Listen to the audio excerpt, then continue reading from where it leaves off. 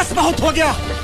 आज तो इस बात का फैसला कर ही डालते हैं। कैसा फैसला? सीधा चलते हैं मुच्छड़ के घर, फिर मुच्छड़ को बोलते हैं कि नाव वापस करता है कि नहीं। फिर मुच्छड़ बोलेगा कि नाव वापस नहीं करूंगा। तो हो गया ना फैसला। Hello, excuse me. हाँ जी बोलिए। मैं एक बात कहना चाहता हूँ आपसे। हाँ हाँ बोलिए। I love you. सॉरी लेकिन आपको तो मुझसे भी अच्छी लड़की मिल जाएगी। तो क्या रंडी है? मैया मेरी हरामजादे। सब जगह से ब्लॉक करके कहती है तुम मुझे मनाते नहीं हो। कहाँ से मनाऊं? यूट्यूब से।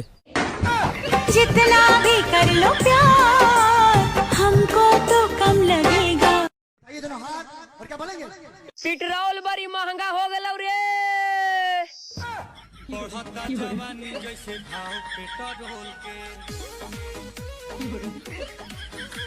ब्राजील में एक ऐसा गांव भी है जहां पर लड़कियों की शादी नहीं हो पा रही है। 20-30 साल की उम्र की काफी सारी लड़कियां जो कि कुंवारे लड़के ढूंढ रही है, पर लेकिन लड़के मिल ही नहीं रहे। चल चल चल चल चल चल चल चल।